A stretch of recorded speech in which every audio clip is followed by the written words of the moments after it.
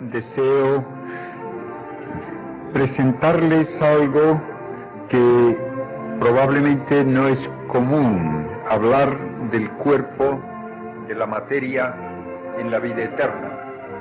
Había pensado utilizar diapositivas para ayudarme, pero como pueden imaginarse no tengo ninguna diapositiva de nadie en la vida eterna, y las que tenía acerca de lo que es la materia no iban a ayudar demasiado, y he preferido no interrumpir la presentación y hacerlo directamente sin diapositivas. Tenemos que hablar del cuerpo en la vida eterna con los datos que nos da la física, porque si no entendemos adecuadamente el significado de las palabras, podemos tener una impresión de que lo que nos dice la fe se opone a lo que nos dice la física, o tenemos tal vez la impresión de que esta idea de cuerpo, de vida eterna, de resurrección, es algo muy vago que no se puede poner en términos concretos. Yo creo que no es así. Me parece que toda discusión de lo que es el hombre tiene que tener en cuenta que el hombre es cuerpo y alma. Me parece que nadie duda de que somos cuerpo.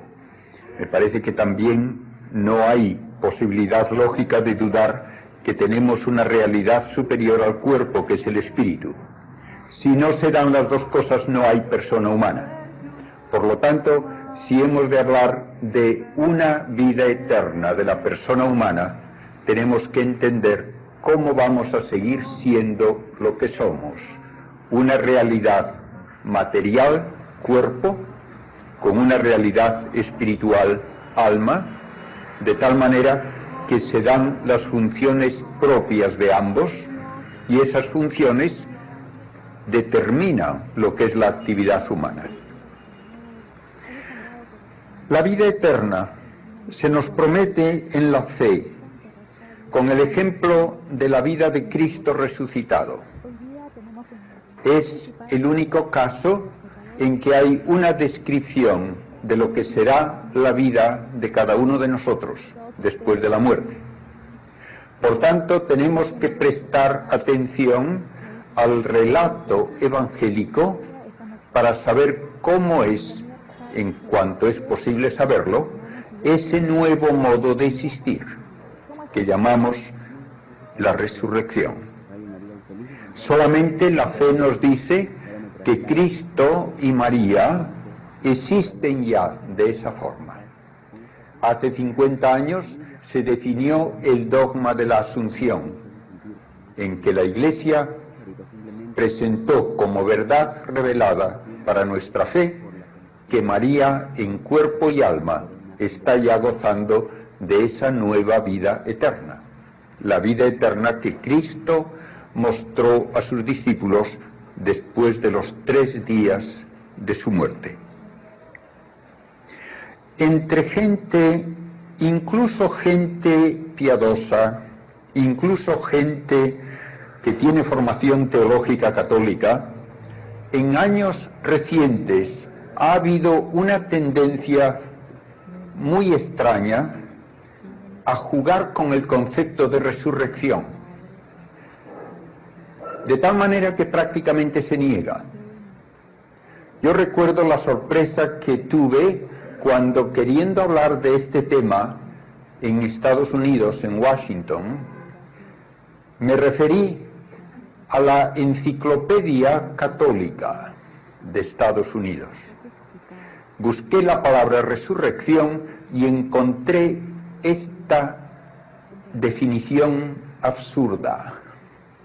Decía: resurrección, vuelta a la vida con o sin el cuerpo. Y yo digo, dígame usted, si es una vuelta a la vida, ¿será de algo que ha muerto? ¿Ha muerto el alma? Entonces, ¿cómo puede volver a la vida sin el cuerpo y decir que hay resurrección? Que no tiene absolutamente sentido común alguno ni tiene lógica filosófica ni teológica. Y esto en la Enciclopedia Católica de Estados Unidos. Hasta este punto llega, como digo, la confusión de lenguaje y de ideas, sobre todo a partir de la teología protestante. Teología protestante que se basa últimamente en la negación de todo aquello que no se entiende. Una teología de Bultmann, por ejemplo, en que se niegan los milagros, porque no se entienden, entonces hay que negarlos. No se entiende la vuelta a la vida de Cristo después de su muerte, por lo tanto hay que decir que todos los relatos evangélicos son una manera de hablar poética, simbólica, que lo único que dice es que los apóstoles tenían una persuasión de que de alguna manera Cristo estaba con ellos. Esto es vaciar completamente de sentido el dogma de la resurrección. Y como dice San Pablo, si Cristo no resucitó de los muertos, vana y vacía es nuestra fe, y nosotros somos los más miserables de los hombres. De esta manera, pues, tenemos que darnos cuenta que nuestra fe se basa en testimonios de hechos históricos. El cardenal Ratzinger, hace unos años, hablando en Madrid acerca de la encíclica del Papa, El esplendor de la verdad, se refirió explícitamente a la enseñanza acerca de la resurrección. Y dijo, y tiene una cierta gracia porque él es alemán, y dijo, el hablar de la resurrección como una vivencia de los apóstoles, de la comunidad cristiana, y no como un hecho histórico, es caer en el pensamiento alemán, lo dijo así, en que se pierde la objetividad de los hechos para hablar solamente de cuestiones psicológicas. Esto no es nuestra fe. Nuestra fe se basa en hechos históricos. Y a este respecto también quiero hacer notar lo que significa hecho histórico. Porque también se dice a veces, no, la resurrección no es un hecho histórico, porque nadie la presenció, por lo tanto no se puede decir que es un hecho histórico. Y yo digo, ¿alguno de ustedes ha presenciado el hecho de que yo nací? No. ¿Dudan ustedes de que es un hecho histórico que yo nací? No. Porque se ven las consecuencias. De modo que si yo veo a un señor, un cadáver en el suelo, aunque no haya visto el momento de la muerte, digo, este señor ha muerto. Y si le veo vivo más tarde, tengo derecho a decir, este señor ha resucitado, aunque no haya visto el momento de la resurrección. Lo contrario es absurdo, lo contrario es jugar con palabras. Y algunos de estos teólogos, incluso católicos, dicen, no, la resurrección es un hecho metahistórico. ¿Y qué quiere decir metahistórico? Pues si quiere decir algo que valga la pena, querrá decir simplemente que siendo un hecho histórico tiene consecuencias más allá de la historia. Muy bien, si eso quisiesen decir no tendría yo objeción alguna, pero no. Contraponen metahistórico a histórico para decir que no es un hecho histórico. Esto es absurdo. De modo que pensemos primero en la realidad básica de que la fe se basa en hechos históricos. Y quien lee el Evangelio no puede menos de constatar que dicen allí, no solo en el Evangelio, sino en las otras partes del Nuevo Testamento, las actas de los apóstoles, las cartas de San Pablo, dice, lo que vimos y oímos y tocamos con nuestras manos, esto es lo que anunciamos, para que también ustedes crean. Y dicen, nosotros que vimos a Cristo después de su resurrección, que le tocamos y comimos con Él, somos testigos de esto. Y en todo hecho histórico, el testimonio de testigos fiables es la única manera de tener certeza. Ustedes no pueden saber qué ocurrió hace 100 años, sino por el testimonio de quienes estaban presentes y han escrito o han transmitido de palabra lo que entonces ocurrió. Y de esa manera se establece la verdad de hechos históricos.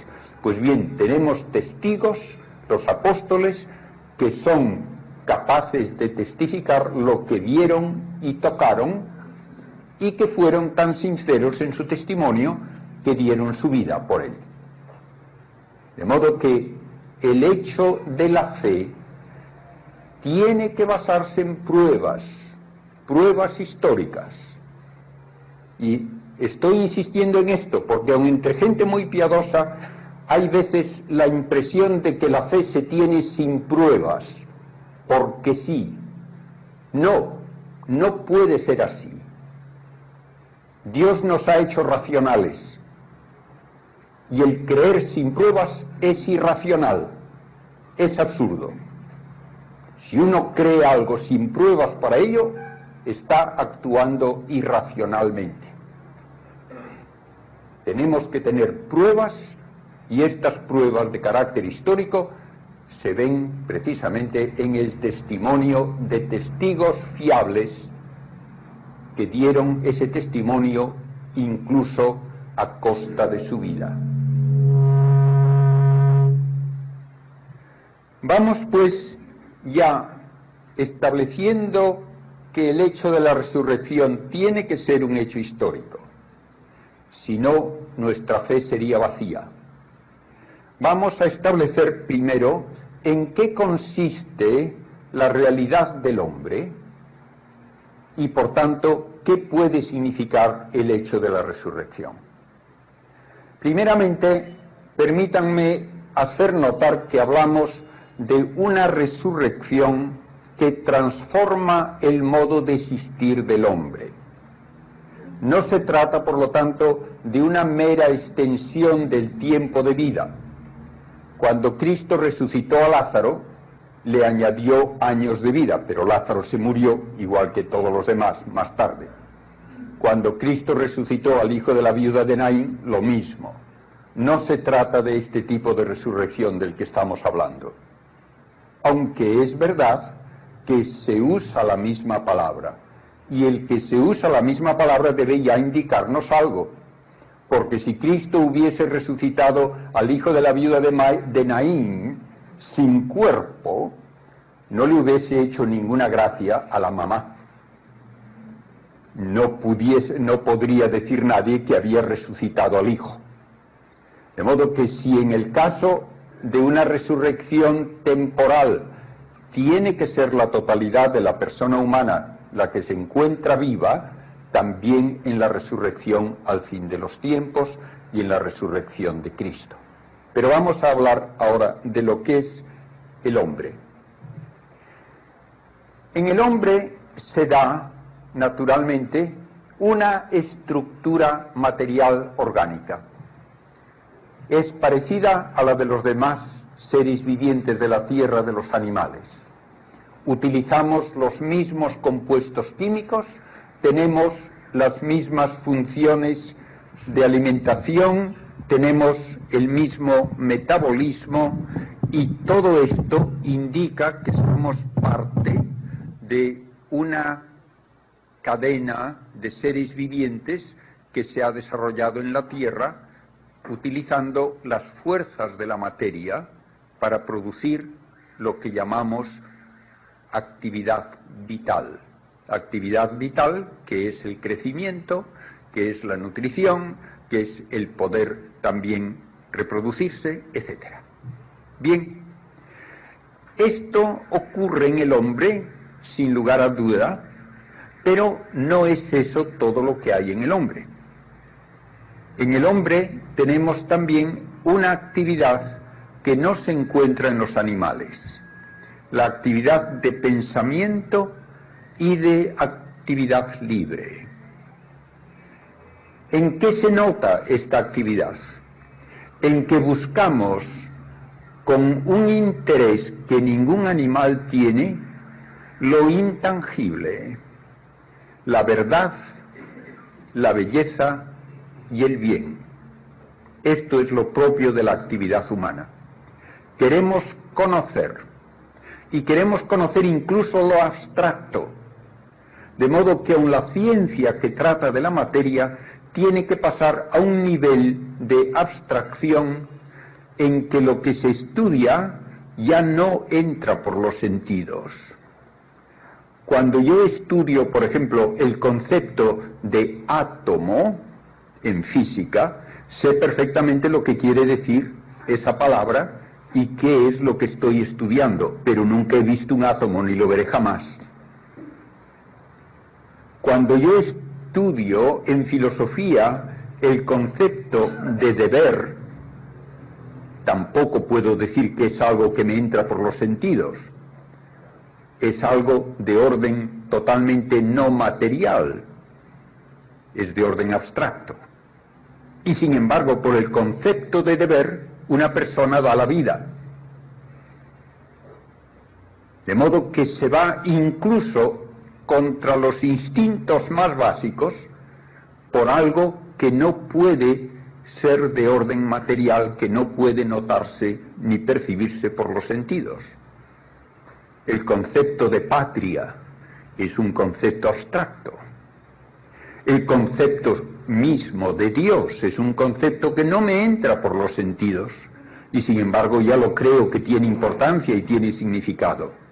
De modo que hay una actividad en el hombre, en la persona humana, que da importancia enorme a lo que no tiene cualidad material alguna. Lo mismo podemos decir de la actividad de buscar belleza, por ejemplo, belleza literaria. ¿Qué sentido tiene para un físico un libro de poesía? Pues como físico es un montón de hojas de papel de celulosa con unas cuantas manchas oscuras aquí y allá, nada más. Y sin embargo, hay allí un significado que no dan las leyes físicas, un significado que depende de una construcción totalmente teórica, de que estas manchas van a significar sonidos, van a significar palabras, van a significar ideas. Y entonces el libro de poesía puede darme una sensación de belleza, de satisfacción, de alegría leyéndolo, que no puede explicarse por ninguna ley física, por ninguna propiedad de esa materia. Todo esto quiere decir, pues, que en el hombre esta nueva actividad no se basa en las propiedades de la materia. A mí una poesía me puede hacer el mismo efecto, esté escrita en papel o en pergamino o en bronce o en piedra o en lo que quiera. Es el significado el que tiene importancia, y el significado no es una propiedad física, ni se puede describir por ningún experimento físico.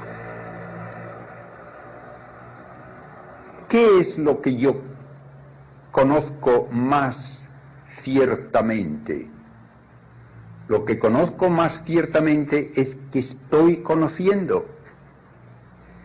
Hay la frase famosa de Descartes: pienso, luego existo. Yo puedo tal vez dudar de muchas cosas, pero no puedo dudar de que estoy dudando. Esto me da una certeza de una actividad que excede el nivel de la materia. A veces se dice que en el hombre la materia se hace consciente de sí misma, tiene un sentido aceptable, pero tiene un sentido también equívoco. ¿Son ustedes conscientes de lo que están haciendo las células de su cerebro? No. ¿Son ustedes conscientes de lo que están haciendo los diversos órganos del cuerpo? No. ¿Entonces es consciente la materia de sí misma? No. De lo que soy más consciente es de que soy consciente, de que estoy pensando, y por tanto de una actividad que no es la actividad de la materia. Lo mismo, cuando yo decido hacer algo o no hacerlo, estoy cierto de que esa actividad está bajo control mío. Puedo decidir hacerlo o no hacerlo, y por esa razón me siento responsable de hacerlo o no hacerlo. Y toda la sociedad humana se vendría abajo si yo negase esta libertad.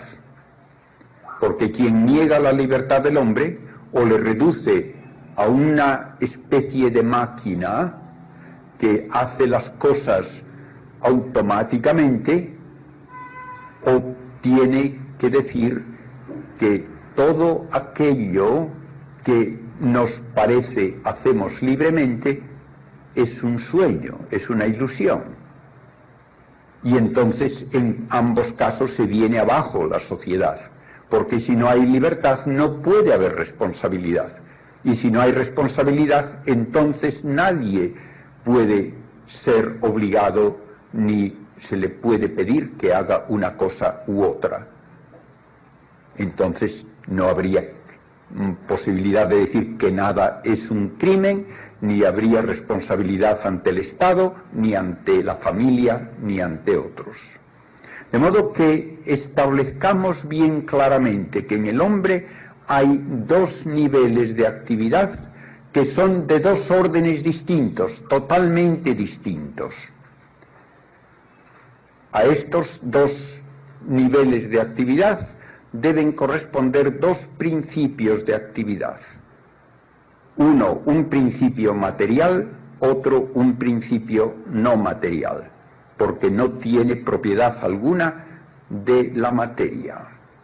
El pensamiento no tiene peso, ni tiene carga eléctrica, ni tiene tamaño, ni tiene densidad, ni tiene ninguna de las propiedades que un físico puede estudiar.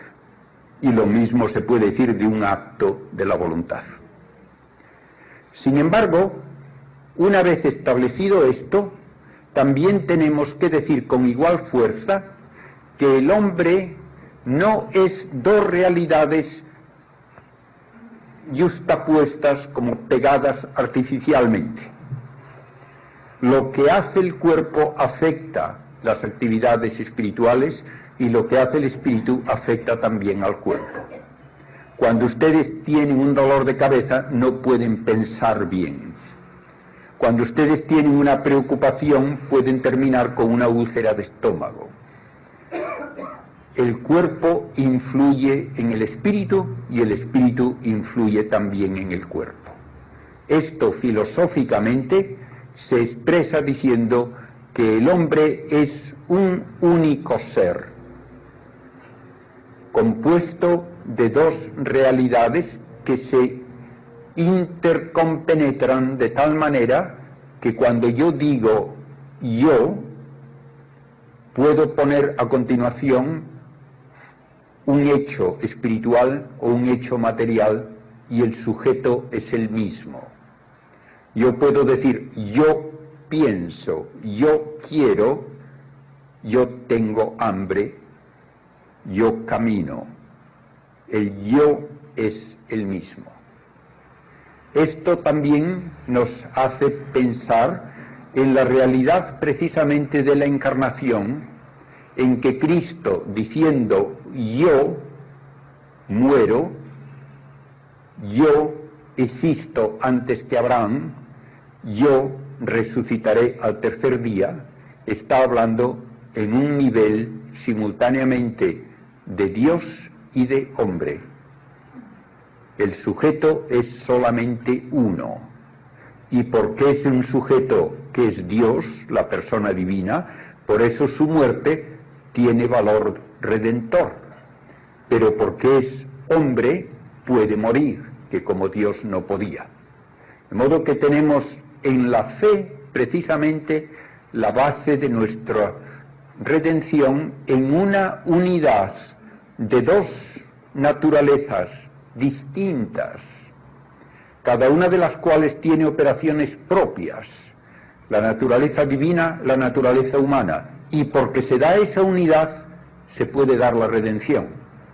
De una manera muy inferior, pero semejante, en el hombre se dan dos realidades, dos principios de actividad, que es lo que significa naturaleza. De la actividad material, el cuerpo; de la actividad no material, el espíritu. Pero es una única realidad personal.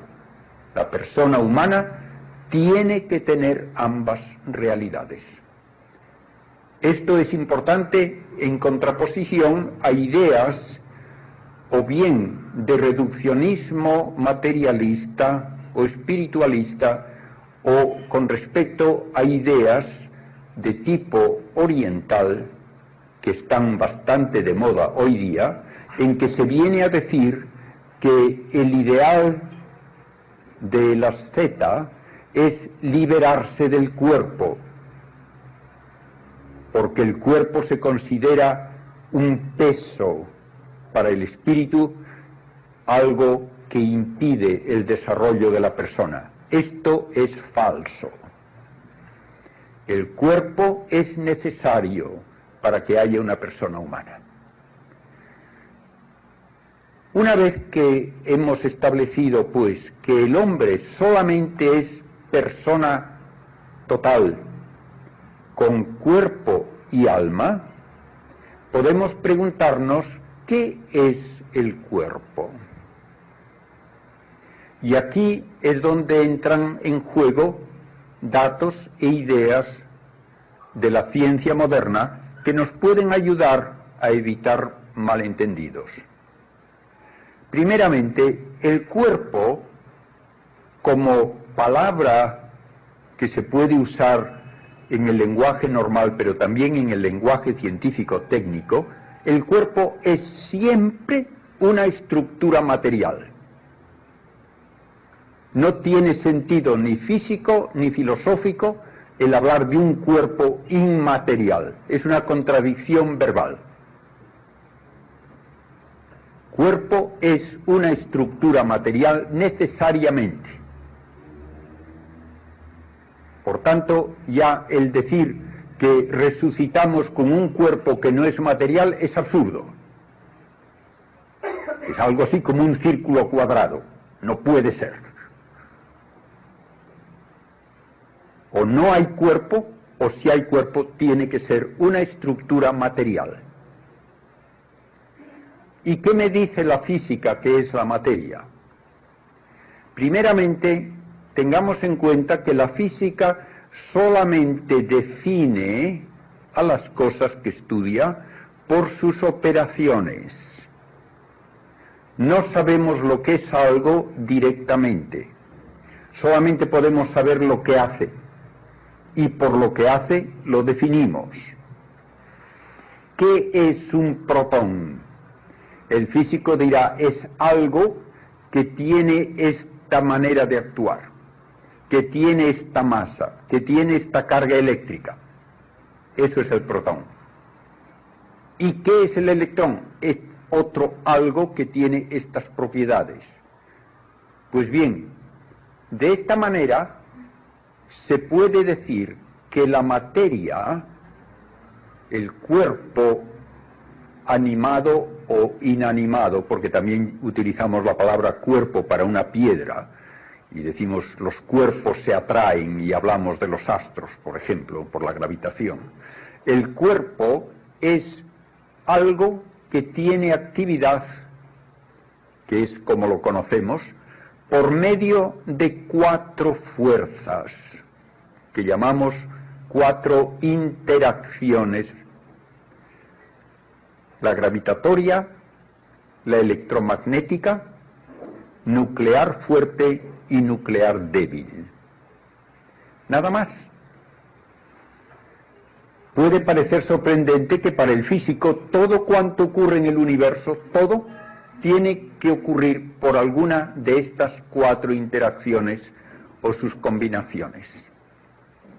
Y sabemos lo que hace cada una de estas fuerzas. La fuerza gravitatoria, por ejemplo, lleva a una concentración de masa. Las masas actúan como si se atrajesen.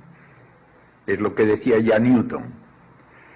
Esta fuerza es universal, afecta a toda la materia y no tiene posibilidad nadie jamás de sustraerse a ella, ni puede haber aislantes, ni hay límite a su alcance. Aunque se dice a veces que los astronautas están fuera de la atracción gravitatoria de la Tierra, eso es mentira. Si estuviesen fuera de la atracción gravitatoria de la Tierra, no estarían en órbita alrededor de la Tierra.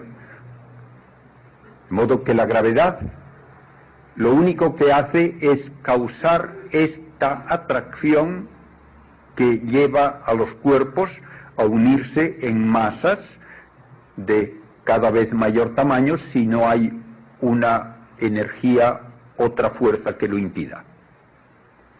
Si el universo tuviese cuerpos sin movimiento, el universo fuese creado en un momento con todos los cuerpos en su sitio sin moverse, inmediatamente todos caerían hacia un centro para formar una masa única. La segunda fuerza es la fuerza electromagnética. Como la gravedad tiene un alcance ilimitado, pero contrariamente a lo que ocurre en el caso de la gravedad, no afecta a toda la materia. Solo afecta a la materia que tiene una propiedad nueva que llamamos carga eléctrica. Y esa carga eléctrica puede ocurrir en 2 variedades. Y entonces tenemos 2 maneras de actuar la fuerza, causando atracciones y repulsiones. Mientras que la gravedad solo causa atracciones, en el caso de la fuerza electromagnética se dan repulsiones. Y como la materia en gran escala tiene un número igual de cargas positivas y negativas, no noto la atracción o la repulsión de otro cuerpo cuando paso cerca de él. Pero es una fuerza enorme, intensísima. De tal manera que si yo tuviese 2 granos de arena, uno sobre la mesa, otro en el techo, y lograse quitarles a ambos las cargas negativas, por ejemplo, entonces habría una repulsión. Ambos tendrían carga positiva y las cargas de igual signo se repelen.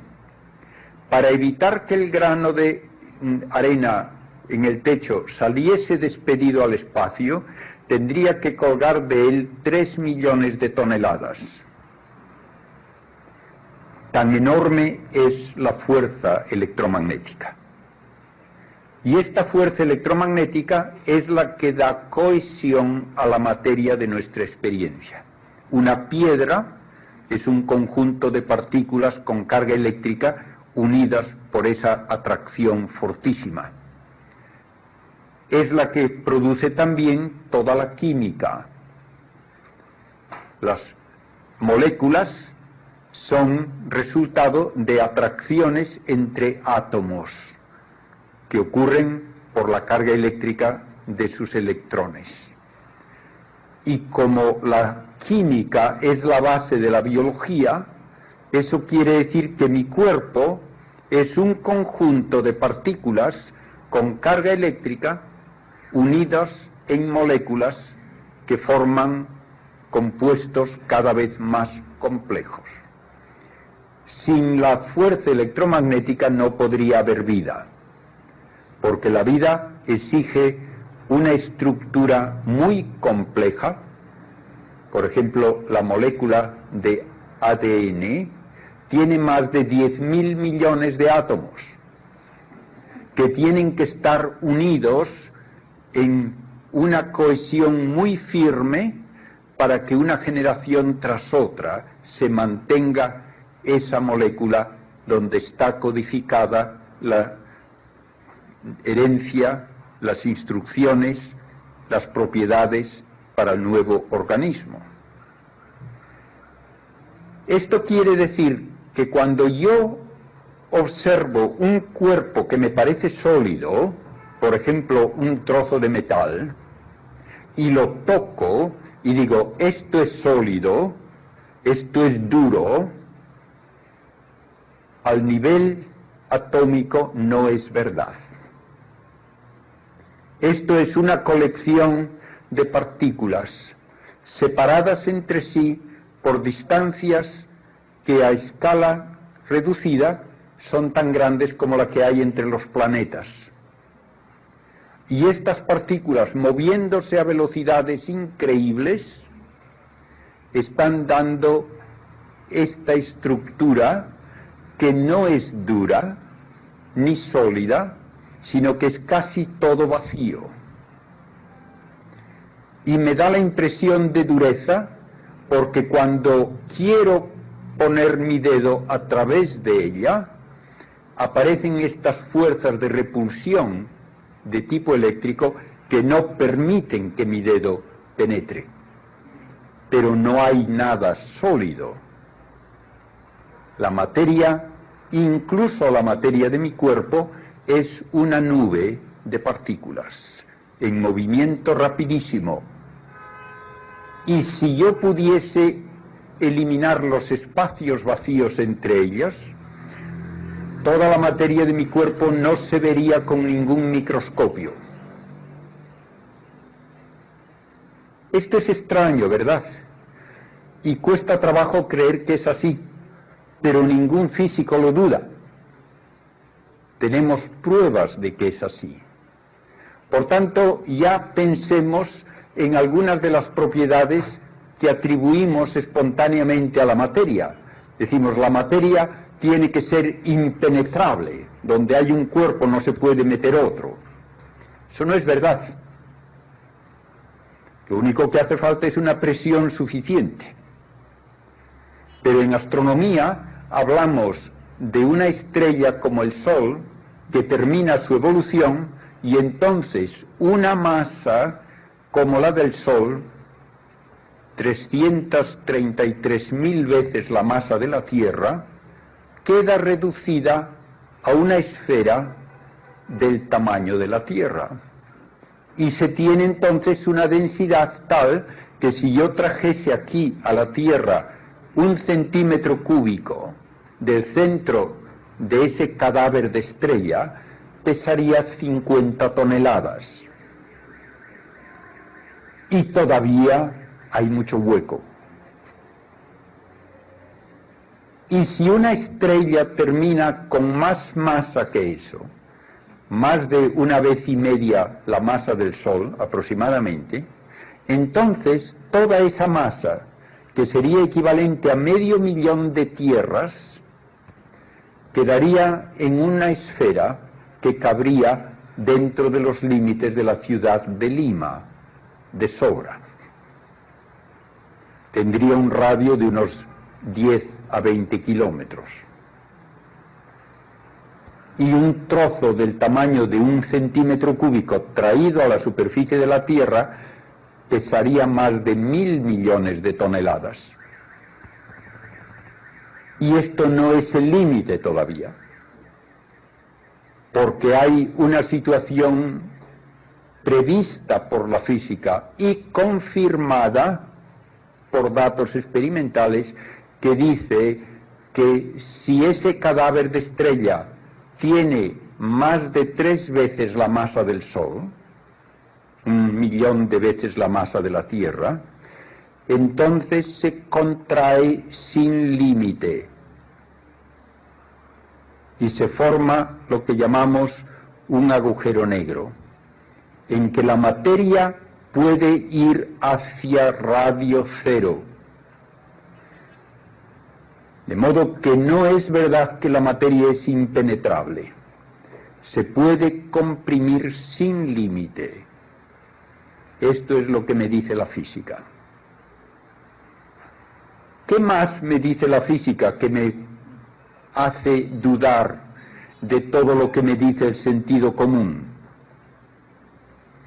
El sentido común me dice que un cuerpo tiene que estar en un sitio y no puede estar en dos al mismo tiempo. La física me dice que no es verdad. Las partículas elementales, por ejemplo los electrones, pero también otras partículas mayores, pueden utilizarse en el laboratorio, y se usa este experimento con frecuencia, para lanzar un chorro de partículas a través de una rendija. Ustedes piensan, lógicamente, que si cada una de estas partículas va por la rendija, pues habrá un punto en una pantalla, en el otro lado, donde caen esas partículas y fuera de ahí no caen. Y si ponen ustedes dos rendijas, pensará, pues la partícula o va por una, o va por otra, o no pasa. Y por lo tanto esperan que haya dos zonas en la pantalla donde aparecen estas partículas y fuera de ahí no. Pues no ocurre así. De alguna manera, las partículas se arreglan para pasar por ambas rendijas al mismo tiempo, cada partícula. De modo que el seguir la partícula por una rendija sola es imposible, y aparecen en la pantalla en diversos lugares, no enfrente de las rendijas, sino en otros sitios que dependen precisamente de que no son bolitas duras como proyectiles pequeños, sino que de alguna manera se comportan como una onda que pasa a través de varias rendijas simultáneamente y determina dónde aparece el impacto en la pantalla. Esta es la base de uno de los puntales de la física moderna, la mecánica ondulatoria o mecánica cuántica. Las partículas elementales no son pequeños perdigones duros, sino que de alguna manera se comportan también como ondas y pueden estar en varios sitios a un tiempo. Más extraño todavía. Ustedes pensarán que un objeto, para ir de un sitio a otro, tiene que ir por todos los espacios intermedios. No es así. Una partícula elemental puede pasar de un lado de este obstáculo al otro sin pasar por el medio. Y esto se utiliza constantemente en electrónica.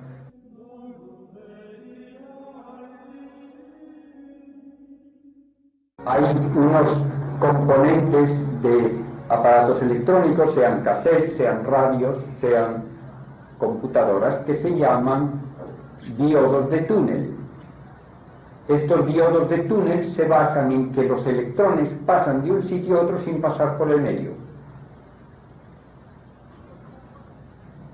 Incluso se ha hecho recientemente un experimento que verdaderamente desafía el sentido común. Dos átomos, llamémosle así, de luz, dos fotones, se emiten simultáneamente de la misma fuente. A uno se le pone enfrente una barrera opaca, el otro va libremente. Llegan a una pantalla. El que tiene la barrera opaca llega también a la pantalla. Logra atravesar la barrera opaca, pero no la atraviesa, sino que va de un sitio a otro sin pasar por el medio. Y eso se prueba porque ese fotón llega antes que el otro, porque ha saltado un espacio, no ha pasado por ese espacio. Y por eso, moviéndose los dos a la misma velocidad, el que tiene la barrera enfrente llega antes que el otro, porque no ha recorrido ese espacio intermedio. Todo esto parece que es hablar como de ciencia ficción, pero esto está ocurriendo en nuestros laboratorios constantemente. Entonces la materia no tiene que estar en un sitio, ni tiene que ir de un sitio a otro pasando por el medio. Así es. Incluso en el caso de un agujero negro, la física me dice que allí la materia está fuera del espacio y del tiempo accesible a un experimento físico. Nadie puede jamás saber cómo es el interior de un agujero negro ni qué hay allí. Entonces, ¿qué es la materia? Pues la respuesta más honrada es decir, no lo sabemos. Pero es, en términos físicos, es algo que tiene la capacidad de actuar por alguna de esas cuatro fuerzas, las dos que he descrito, la gravitatoria y la electromagnética, y dos fuerzas que actúan solo dentro del núcleo atómico. La fuerza nuclear fuerte, que se llama, y la fuerza nuclear débil. Solamente se define a la materia por su actividad por una de esas cuatro fuerzas. Pero todo lo demás que nos parece obvio, que la materia tiene que ser dura, impenetrable, localizada en un sitio, moviéndose poco a poco, todo eso no es necesario para que haya materia. Incluso tenemos en la física descripción de partículas elementales que no tienen carga eléctrica, ni tienen masa, ni tienen tamaño. Y son partículas reales, ya lo creo que sí. Aunque hoy día se duda un poco de que sea totalmente cero la masa del neutrino, si tiene alguna, todavía no se la hemos encontrado, de cierto. Yo le tengo un cierto cariño de familia al neutrino, porque hice mi tesis doctoral con uno de los descubridores del neutrino. Y mientras estamos aquí sentados tranquilamente, nos están atravesando miles de neutrinos que vienen del Sol. Ah, dirán ustedes, pero es de noche. Da igual, vienen a través de toda la Tierra como si no estuviese ahí. Son partículas que atraviesan toda la Tierra sin enterarse ni de que está allí. Y son partículas reales, no es ningún cuento ficticio. Podría yo tener una pared de plomo sólido, como desde aquí hasta una estrella, y el neutrino la atravesaría, sin dificultad. De modo que, ¿qué es la materia? Para acabar de confundir nuestra idea de materia, tal vez la ecuación más sorprendente de todas en la física moderna es una famosa ecuación de Einstein. E igual a mc al cuadrado, que significa la energía es igual a una masa multiplicada por el cuadrado de la velocidad de la luz. ¿Qué quiere decir en la práctica esta ecuación? Que de pura energía se sintetizan partículas y viceversa.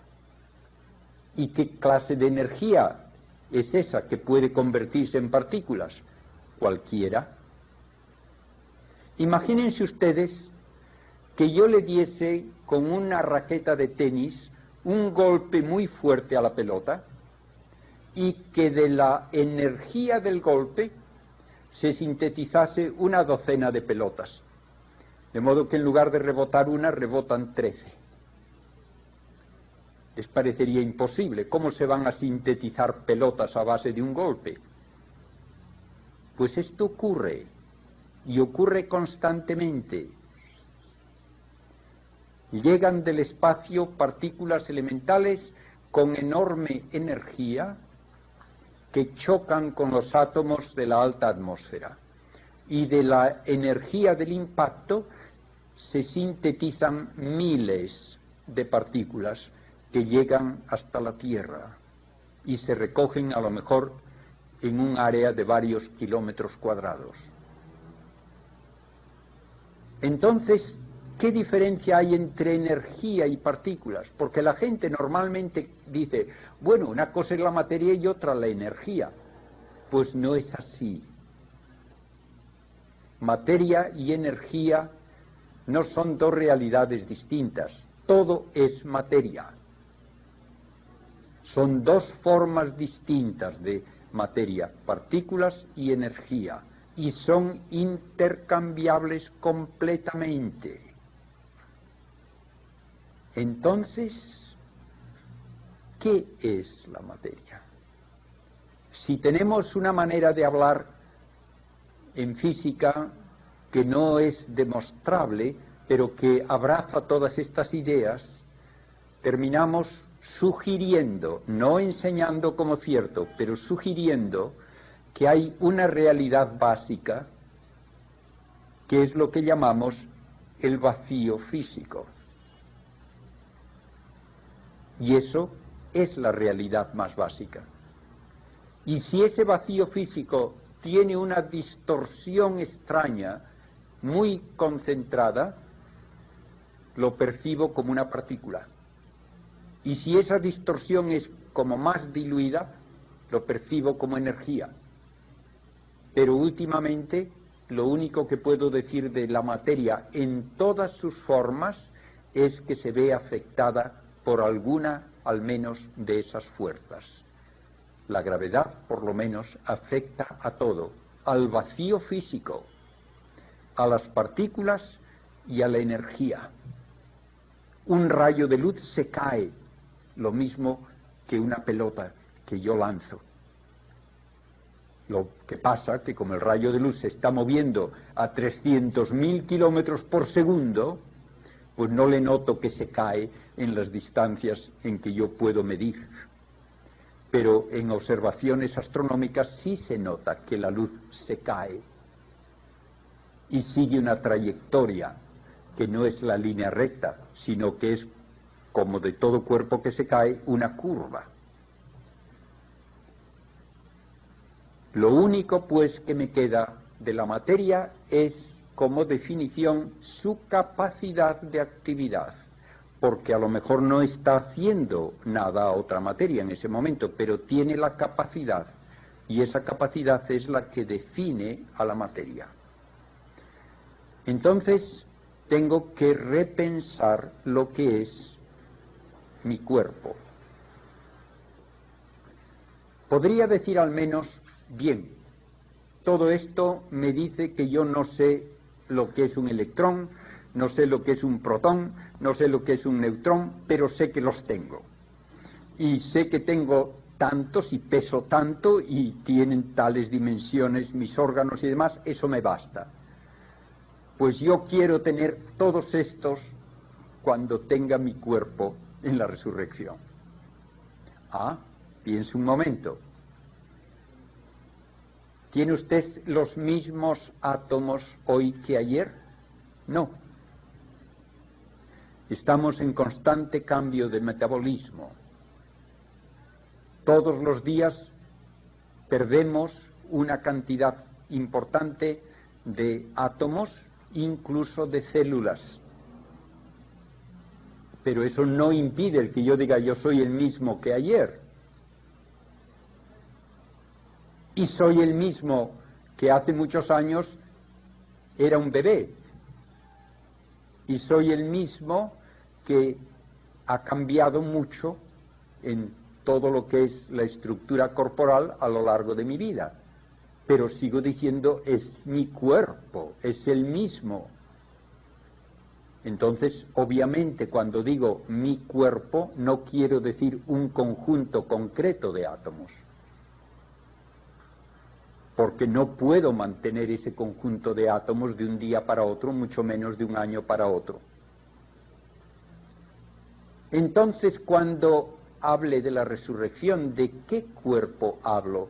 Cuando digo que he de resucitar con mi cuerpo. ¿El que tenía en el momento de la muerte? Probablemente en malas condiciones y bastante estropeado. No.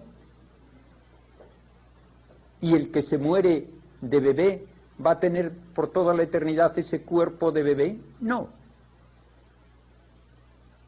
¿Cuál es mi cuerpo entonces? Hablaremos de eso también. Todo esto me dice que el considerar el cuerpo como un conjunto concreto de átomos no es correcto. Pero piensen ustedes también en lo que se hace hoy en medicina. Si tengo un órgano estropeado, me pueden poner un órgano por un trasplante. ¿De quién es ese órgano? ¿Del donante o mío? Y si me ponen por ejemplo, una prótesis artificial en la cadera, ahora tengo un trozo de metal donde antes tenía hueso, ¿ese metal es parte de mi cuerpo? Si me ponen un corazón artificial, ¿dónde está mi cuerpo? Tenemos que pensar en todo esto para entender lo que significa la resurrección con un cuerpo humano, con mi cuerpo. Piensen en otro dato también de la biología. Imagínense que yo sufro unas quemaduras fuertes. Una de las maneras de restaurar tal vez la piel destruida es tomar muestras de la piel sana, cultivarlas en el laboratorio y luego volver a ponérmelas. Ese trozo de piel que se extrae es un conjunto de células, unos animalitos independientes que viven y crecen y se multiplican en el laboratorio sin saber nada de mí. Cuando están en el laboratorio no son mi cuerpo, pero luego me lo ponen y vuelve a ser mi cuerpo, o comienzan a ser mi cuerpo. De tal manera que no solamente los átomos no pueden identificarse con mi cuerpo, pero ni siquiera las células y los órganos pueden identificarse con mi cuerpo como necesarios para que sea mi cuerpo. Y volviendo a hablar en física, una de las razones para dudar de lo que yo llamaría nuestro sentido común es que se me dice en física que un electrón no puede distinguirse de otro. Si yo tengo un choque de electrones y quiero hacer los cálculos insistiendo en que este electrón es él después del choque y este es él después del choque, mis cálculos no están de acuerdo con lo que se observa. Tengo que decir que los electrones y en general las partículas elementales no tienen individualidad propia. Por lo tanto, que no tiene sentido decir yo quiero tener estos electrones y estos protones que son mi cuerpo. No, no tienen individualidad propia. Después de todo esto, claro, ya uno no sabe qué decir, de qué es lo que significa hablar de mi cuerpo. Pero yo diría que significa que es el conjunto material que está adaptado al espíritu y bajo el control del espíritu, de tal manera que en el cambio diario y año tras año del metabolismo de mis órganos, siempre puedo decir el espíritu es el que da cohesión a toda esta estructura material y controlándola la hace ser mi cuerpo. Ahora bien, hablemos de lo que nos dicen los evangelios de Cristo resucitado. Solamente en el caso de Cristo resucitado tenemos una descripción de lo que hace un cuerpo resucitado. ¿Qué nos dice el Evangelio? Primeramente, entra en el cenáculo donde están los apóstoles sin abrir la puerta. Aparece en medio de ellos. ¿Por dónde ha entrado? Y la respuesta naturalmente es: no ha entrado por ningún sitio. ¿Cómo puede hacerse presente dentro si antes no estaba dentro y no ha entrado? La respuesta, se puede decir, viene por comparación con la física. Se puede ir de un sitio a otro sin pasar por el medio. ¿Y dónde estaba antes? La respuesta puede venir también de la física. No tenía que estar en ningún sitio, porque la materia puede existir sin estar en un sitio. Así es, como en el caso del agujero negro. Precisamente es esto uno de los modos de hablar de la resurrección. El cuerpo deja de estar sujeto a los límites de espacio. Y porque deja de estar sujeto a los límites de espacio, no hay que buscarle con ningún tipo de mapa para ver dónde está cuando no quiere hacerse presente. No tiene que estar en ningún sitio. Y se hace presente directamente donde quiere hacerse presente, sin pasar por ningún medio, por ningún camino intermedio. Y cuando Cristo desaparece de nuevo del cenáculo, tampoco pide que le abran la puerta. Desaparece sin más, para estar fuera del espacio. No sabemos explicarnos ni imaginar qué es existir fuera del espacio, pero la física me da pie para pensar que esto es una realidad que se da también en el mundo de las partículas.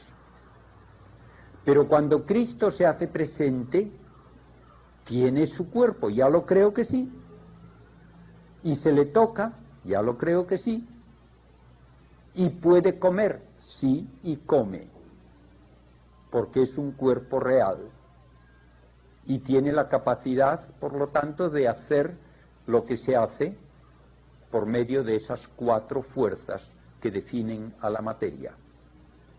Y lo que nos dice el Evangelio es que Cristo mismo, dirigiéndose a los apóstoles que están pensando en un fantasma, les dice: vean ustedes que yo tengo carne y huesos, que no soy ningún fantasma. Y dice que le toquen. Y cuando todavía no se atreven a creerlo del todo es cuando les dice que le den de comer. Y con ellos se come un trozo de pescado. De modo que es un cuerpo verdadero, sí. Y tiene todas las posibilidades de actuar propias de un cuerpo humano, sí. Luego desaparece. Y aparece, por ejemplo, a los discípulos de Maús y no le reconocen. ¿Por qué? Pues porque, una vez más, no está sujeto a ninguna ley física que obliga a que sus átomos estén en una distribución determinada. Por lo tanto, puede tener el aspecto que quiera.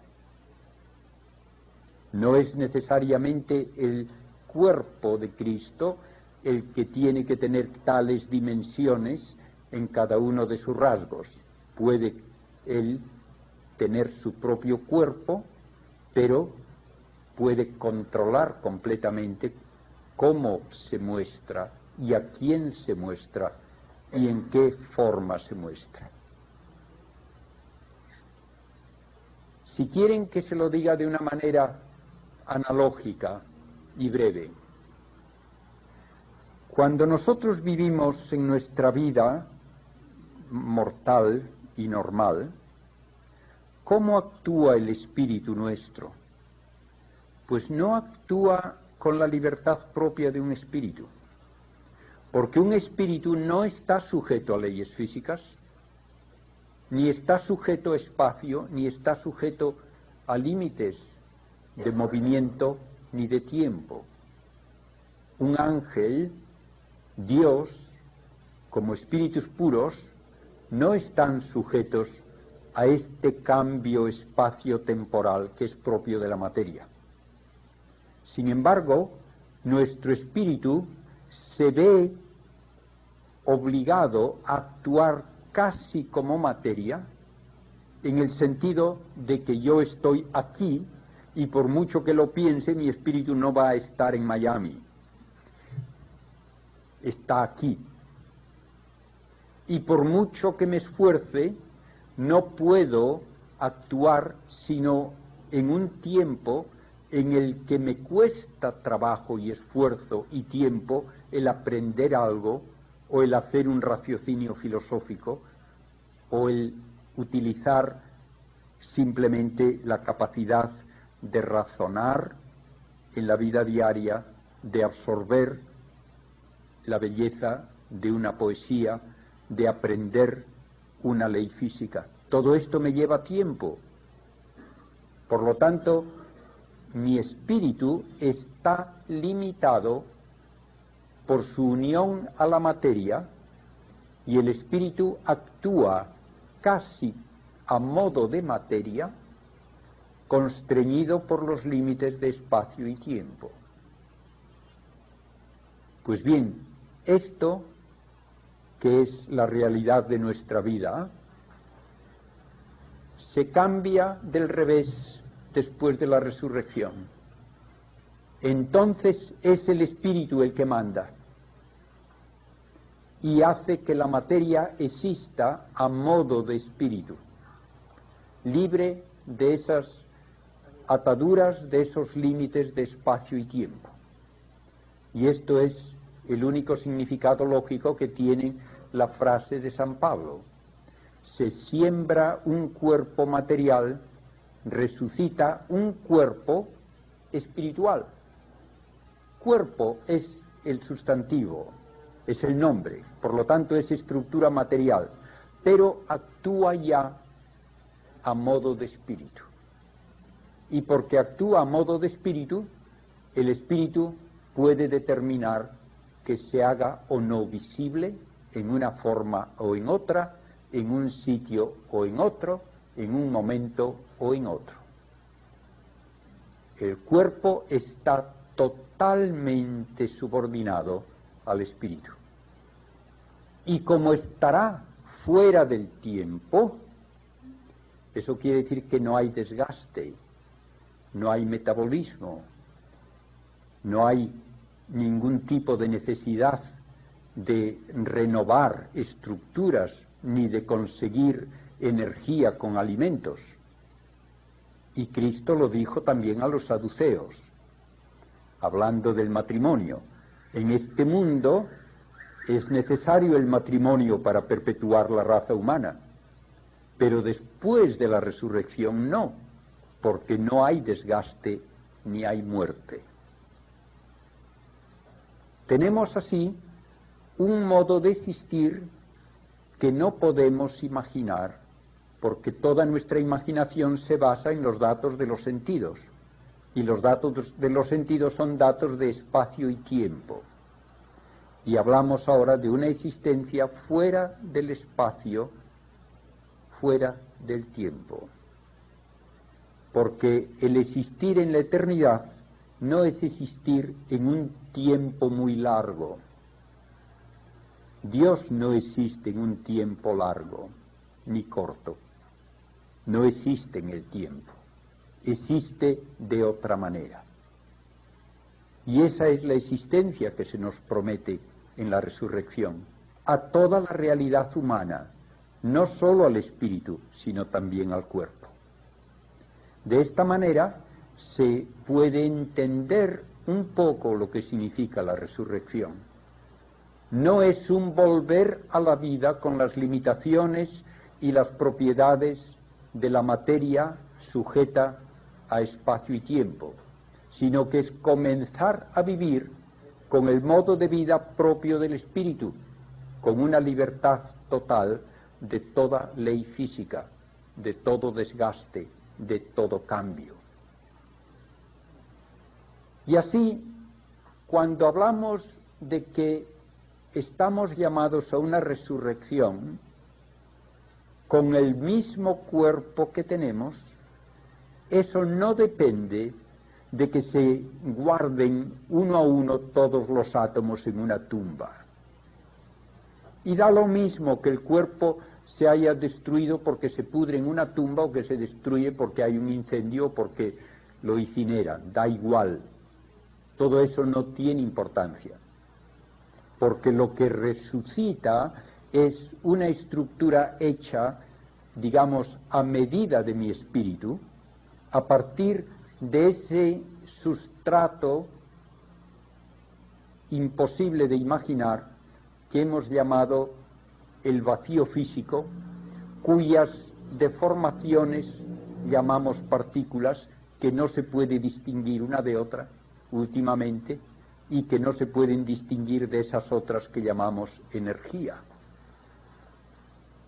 Todo eso permite a la omnipotencia de Dios, que naturalmente creó todo de la nada, que pueda hacer sin dificultad alguna que lo que ya ha creado y se modifica de una manera o de otra vuelva a ser mi cuerpo.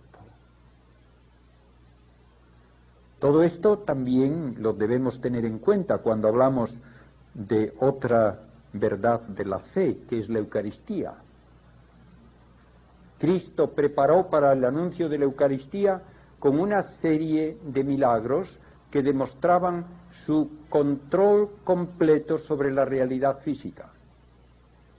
El primer milagro que hizo fue convertir agua en vino. El milagro de la multiplicación de los panes hizo que 5 panes se hiciesen presentes en miles de panes para miles de personas. Él puede hacer todo eso y prometió hacerlo con su propio cuerpo. Y por eso podemos decir que todo el cuerpo de Cristo está en cada partícula de la sagrada forma. Así es. Y no hay ningún absurdo físico en decir que una realidad está en muchos sitios. Y ese cuerpo de Cristo se hace presente en miles de lugares simultáneamente, y no hay una contradicción con la física en eso tampoco.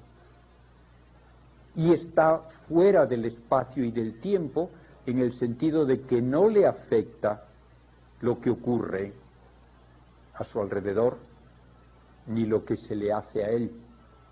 De modo que al recibirlo en la comunión no se rompe ni se deshace el cuerpo de él, sino que de alguna manera sigue estando presente a pesar de que se fraccione la sagrada hostia. Todo esto es una manera que no podemos concebir, imaginar, de utilizar las propiedades de la materia, pero no se puede decir que es algo incompatible con la idea de materia, y esto es lo que yo quiero que les quede básicamente claro. Yo no les explico cómo es la resurrección, porque yo no lo sé ni lo sabe nadie. Yo no les explico cómo es la Eucaristía, porque no lo puedo entender yo tampoco. Pero lo que quiero afirmar y subrayar es que lo que nos dice la fe en esos casos no es incompatible con las propiedades de la materia que me da la física, sino que Dios utiliza las propiedades de la materia de una manera maravillosa para conseguir algo que no podríamos jamás soñar, para conseguir una vida eterna, sin desgaste, una vida a modo de espíritu, aun para la materia. El cuerpo de Cristo, glorificado, resucitado, está en el mismo trono de Dios, adorado por ángeles. Como decía en la primera conferencia que di hace unos días, adoramos a la materia cuando adoramos el cuerpo de Cristo, porque es materia, ya lo creo que sí. Y es materia que se ha formado por evolución de estrellas. Es materia que ha sido parte de la evolución del universo durante miles de millones de años. Y esta materia ya está rescatada para siempre de la destrucción. Es la materia gloriosa que ya no sufre el desgaste ni los cambios que son propios del mundo físico natural.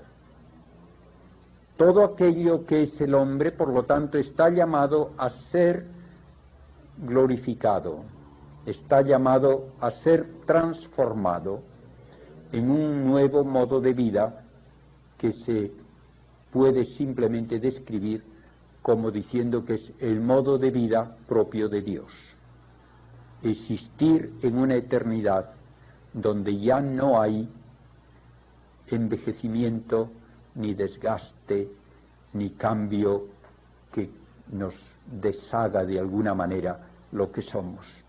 La muerte ya no tiene tampoco lugar, porque la muerte es precisamente el resultado de un desgaste, de un desajuste de nuestros órganos materiales. No va a haber ya desgaste ni cambio en el cuerpo resucitado.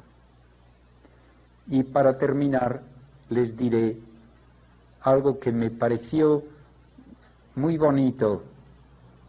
Hace unos años leía un periódico en Estados Unidos donde había pues viñetas cada día de diversos autores, y en una de esas viñetas estaba una niña jovencita, tal vez 5 o 6 años, diciendo sus oraciones antes de acostarse, con el papá al lado. Y la niña le dice: papá, ¿en el cielo se le puede dar un abrazo a Dios? Pues bien, podemos decir que sí. Tendremos cuerpo, tendremos la posibilidad de dar un abrazo a Cristo. Sí, porque el cuerpo es redimido por Cristo, lo mismo que lo es el espíritu. Se salva la materia de esa futilidad que, si uno mira solamente a los datos de la física, es el futuro del universo. Porque la física me dice sin lugar a duda que la evolución del universo lleva a destruir todas las estructuras materiales, todas. Primero, a que se apaguen todas las estrellas.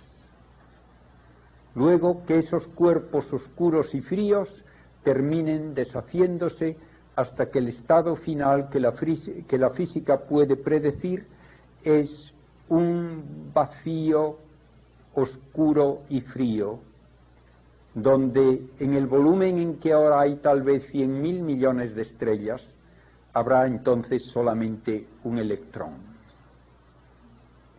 Y entonces uno puede decir: ¿para qué fue todo? Parece que el universo sería en vano. Si esto es todo lo que queda al final, ¿para qué el universo? Pero la respuesta positiva, hermosa, nos la da precisamente el dogma de la resurrección. La materia del universo se rescata de la futilidad, se rescata de la destrucción en el cuerpo glorificado. El cuerpo ya de Cristo y el cuerpo de María viven en esa vida eterna, y nosotros estamos llamados también a ella. ¿Cómo va a ser esa vida? Termino con la frase de San Pablo: ni ojo vio, ni oído oyó, ni le cabe a nadie en la cabeza lo que Dios tiene guardado para los suyos. Y me parece que eso nos debe abrir un panorama de esperanza mucho más hermoso que todo lo que nos puedan decir simplemente los datos físicos. Muchas gracias.